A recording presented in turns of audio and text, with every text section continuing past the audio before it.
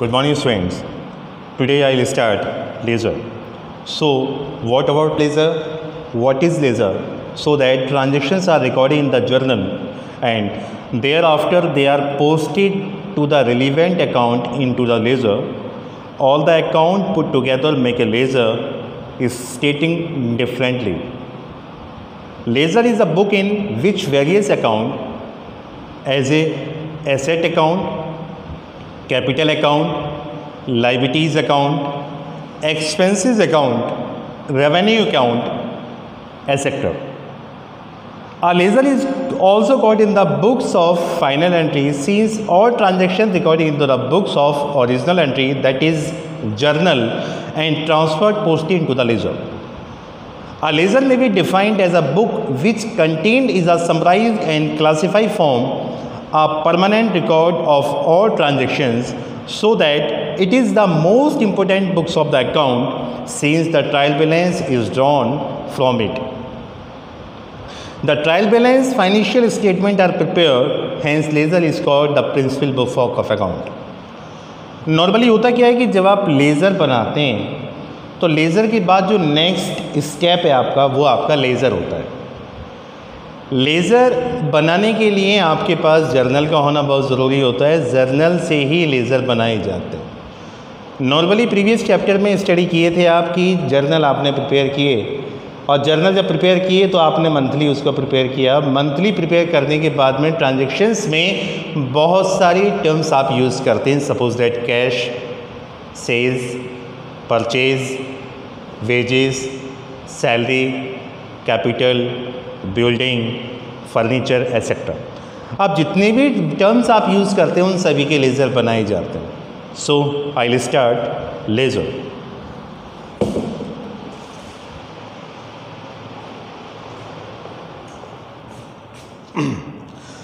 First of all, I explain it format of ledger. Format of ledger. I know ledger divided by two parts. First part and second part. And now first part is debit side and second part is credit side. So debit side divided by four part, and now first part is date, second part is particular,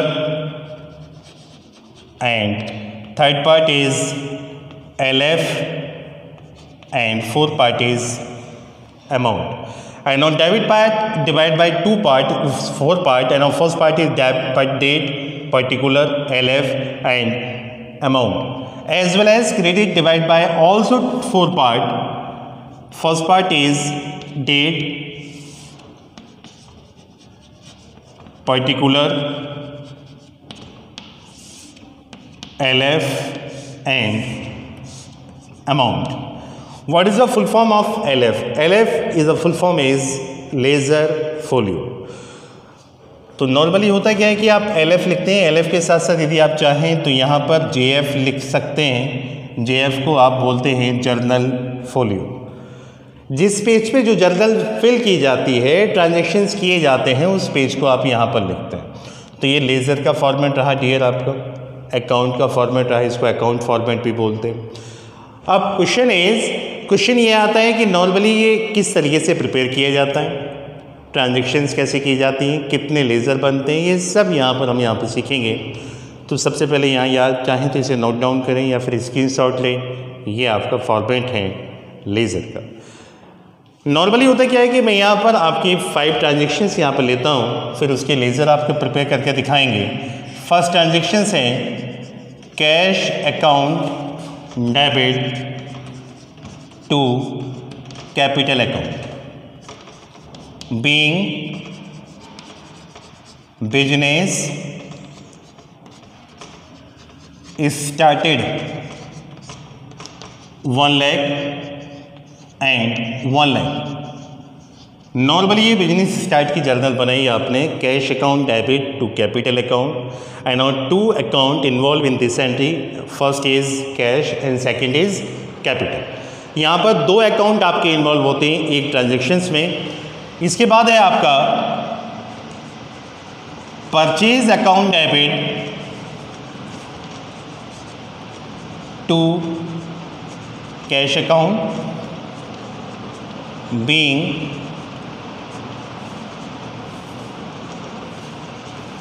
goods purchased, amount is 1000, and next one is wages account debit to cash account being wages paid, amount is 500।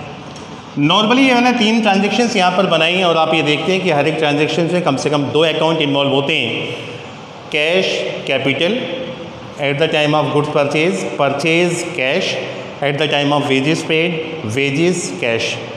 तो एक laser में minimum आपके 2 laser prepare किए जाते हैं। अब cash से बनाएं, कैसे बनाएंगे? पहला आपका बनेगा कैश अकाउंट, कैश आपका यहाँ भी इन्वॉल्व है, कैश आपका यहाँ भी इन्वॉल्व है और कैश आपका यहाँ भी इन्वॉल्व है। ये बनता आपका वन टाइम है।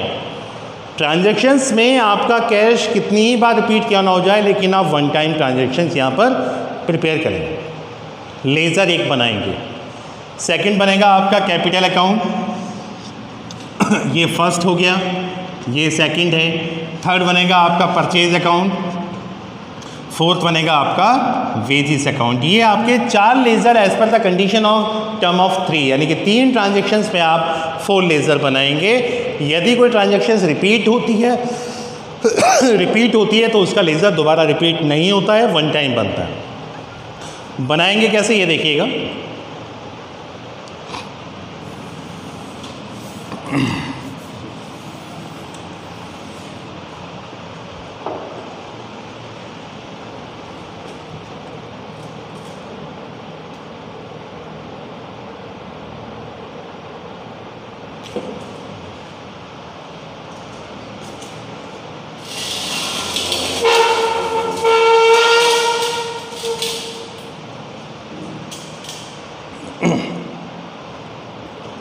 नॉर्मली जब आप लेज़र बनाते हैं, मान लीजिए कि आपने यहाँ पर कैश अकाउंट बनाया। अब कैश अकाउंट बनाने में जो ट्रांजेक्शन्स आपकी नॉर्मली यहाँ पर 1, 2, 3 के बने, इसमें से आपको कैश अकाउंट बनाना है। Cash account normally chronological order से बनता है, जिग जैग में बनता है, क्रॉस एंट्री से बनता है। कैसे बनाएंगे? जैसे मान लीजिए कैश अकाउंट आप यहाँ बना रहे हैं, तो पहला वाला जो आपका डेबिट पार्ट है ये आपका क्रेडिट साइड में जाएगा और जो क्रेडिट साइड वाला है पार्ट वो आपका डेबिट साइड पे जाएगा। किस तरीके से जाता है ये देखिएगा। कैश अकाउंट जिसका आप लेज़र बनाते हैं उसको आप हाइड करते हैं, ऐसे हाइड किया। कैपिटल अकाउंट आपका इस साइड में आ जाए, 2 साइड। अब आप आ जाइए यहाँ पर, कैश अकाउंट आपका हाइड किया तो परचेज अकाउंट आपका इस साइड में आ जाएगा। कैश अकाउंट फिर हाइड आपने किया, वेजेस अकाउंट आपका इस साइड में आ जाएगा। नॉर्मली होता क्या है, अपोजिट एंट्री बनती है, या फिर ये भी कह सकते हैं कि जिसका आप लेज़र बनाते हैं उसको हाइड करके सेकंड को क्रॉस एंट्री से आप फिल कर देते हैं। तो पहले वाली ट्रांजैक्शंस में जब आप कैश को हाइड करेंगे तो कैपिटल 2 में आएगा, तो कैपिटल आपका डीएल यहाँ डेट लिखने के बाद आप यहाँ पर एंट्री करेंगे, कैपिटल अकाउंट अमाउंट आ जाएगी 1 लाख क्रॉस एंट्री से। जब आप सेकेंड एंट्री पर जाएंगे तो परचेज आपका बाई साइड आएगा। जो डेबिट साइड वाली चीज़ होती है ये आपकी बाई में ट्रांसफ़र होती है, क्योंकि हाइड आपने ये किया, परचेज बचा तो आपने यहाँ लिखा, तो आप यहाँ पर एंट्री डेट के साथ लिखेंगे बाय परचेज अकाउंट, अमाउंट आ जाएगी आपकी 1000। इसके बाद वेजेस पे किया, तो वेजेस पे में भी जिसका कैश अकाउंट बना रहे हैं तो उसको आपने हिडन किया, वेजेस आपका बाई साइड पहुँच गया, तो आप यहाँ लिखेंगे by wages account amount is 500। तो ये लेज़र में ट्रांजैक्शंस आपने किए, ट्रांसफ़र आपने किया। अब इसके बाद आ जाता है आपका आंसर। तो आंसर जो निकालते हैं आप पैरेलल पे निकालते हैं। पहले आप टोटल का कॉलम करेंगे बिल्कुल पैरेलल साइड। इसके बाद आप करेंगे, देखेंगे कि 1 लाख रुपीज़ तो डेबिट साइड में है और 1500 क्रेडिट साइड में है, तो आप यहाँ पर आंसर कैरी करेंगे, यहाँ लिखेंगे बाई बैलेंस CD और यहाँ पर आंसर आ जाएगा। तो आप 1 लाख रुपीज़ में से आपने 1500 को लेस किया, सो 005,891 सॉरी 98,500 आपका आंसर आ गया। 1 लाख रुपीज़ आपका यहाँ पर शो हो गया और 1 लाख रुपीज़ ही आपका यहाँ पर शो हो जाएगा। अब ये बाई साइड में जब टोटल आ गया तो यहाँ जो डेट आती है मंथ की लास्ट डेट आती है, लास्ट डेट या लास्ट डेट होती है। इसके बाद बाई साइड से जब टू साइड में यहाँ पर आंसर आएगा तो इसे आप लिखेंगे टू बैलेंस BD 98,500। इस तरीके से आपका CD से BD और BD से CD में मूवमेंट होता है। इस तरीके से एक लेज़र आपका तैयार किया जाता है। यदि बाई साइड आपका क्रेडिट CD आपका इस साइड में है तो आपको क्रॉस एंट्री से BD इस साइड में शो करना पड़ता है। एक लेज़र आपका बन गया और ये लेज़र कभी भी क्लोज नहीं होता है, याद रखिए। अब बात आती है कैपिटल अकाउंट की। कैपिटल अकाउंट है सेकंड लेज़र। तो आप जब कैपिटल अकाउंट बनाएंगे तो सेम फॉर्मेट बनाएंगे। फॉर्मेट बनाने के बाद फिर क्रॉस एंट्री करेंगे आप इसकी डियर।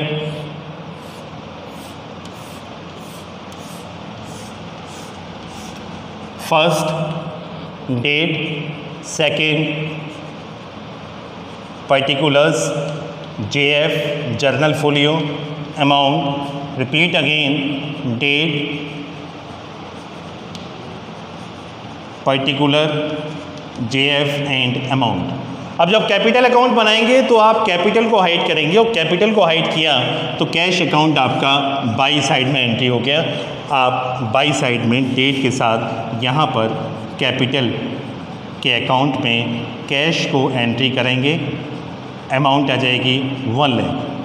अब आप देखते हैं कि कैपिटल अकाउंट फर्स्ट वाली में ही यहाँ पर रिप्रेजेंट की गई है, ना तो सेकंड में है ना ही थर्ड में है। तो यानी कि कैपिटल अकाउंट में 1 एंट्री की गई, इसके बाद और कुछ नहीं। अब रही बात टोटल की, आप ये देखते हैं कि क्रेडिट साइड में 1 लाख रुपीज़ है, डेबिट साइड में कुछ भी नहीं है। तो आप क्या करेंगे, इसी को आप बैलेंस CD में कन्वर्ट करेंगे। Last date of the month में 1 लाख रुपीज़। अब ये टोटल हो जाता है डियर आपका 1 लाख रुपीज़, 1 लाख। अब आप यहाँ देख रहे हैं कि डेबिट साइड में बैलेंस CD है। डेबिट साइड में बैलेंस CD है तो टोटल के नीचे first date of next month आप लिख देंगे यहाँ पर बाई बैलेंस BD। अमाउंट आ जाएगी आपकी 1 लाख रुपीज़। इस तरीके से CD को क्रॉस एंट्री किया जाता है। यहाँ पर देखेंगे क्रेडिट साइड में बैलेंस CD था तो डेबिट साइड में BD आ गया। यहाँ देखेंगे डेबिट साइड में CD है तो बैलेंस BD क्रेडिट साइड में। तो इस तरीके से आपका कैपिटल अकाउंट प्रिपेयर हो जाता है, कैश अकाउंट हो जाता है। अब रहता है आपका परचेज अकाउंट। अब परचेज अकाउंट यदि आप बनाएंगे तो वही फॉर्मेट को रिपीट करेंगे जो फॉर्मेट ऑटोमेटिकली आप लिए हुए हैं।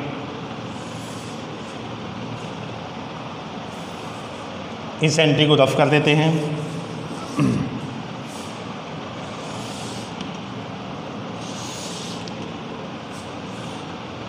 Date, particular, JF, amount, date, particular, JF and amount. तो डियर ये आपका हो गया purchase account. Date, particular, JF, amount, repeat again date, particular, JF and amount. अब यहाँ पर देखेंगे आप कि परचेज अकाउंट बनाया तो यहाँ से यहाँ तक चेक कीजिए कि परचेज अकाउंट है कहाँ। परचेज अकाउंट को हाइड किया, कैश आपका टू साइड में आ गया। तो डियर आप यहाँ पर एंट्री करेंगे टू कैश अकाउंट, अमाउंट आ जाएगा आपका 1000। इसके अलावा बाकी में परचेज अकाउंट था ही नहीं तो उसको अवॉइड किया हमने। अब रही बात टोटल की, तो last date of the month यहाँ आप बाई बैलेंस CD एंट्री करेंगे 1000। इसके बाद टोटल आपका आएगा, टोटल 1000 आ गया। अब यहाँ देखते हैं कि क्रेडिट साइड में आपका बैलेंस CD है तो आप डियर डेबिट साइड में इस बैलेंस को लिखेंगे और यहाँ आ जाएगा आपका टू बैलेंस BD आपका 1000। तो डियर इस तरीके से लेज़र में ट्रांसफ़र किए जाते हैं जिसको बोलते हैं क्रोनोलॉजिकल ऑर्डर। आई होप ये मैंने जो आपका क्रोनोलॉजिकल ऑर्डर से जर्नल के बाद मैंने लेज़र आपको बताया आपकी समझ में आया होगा। तो इसको आप प्रैक्टिस करेंगे डियर।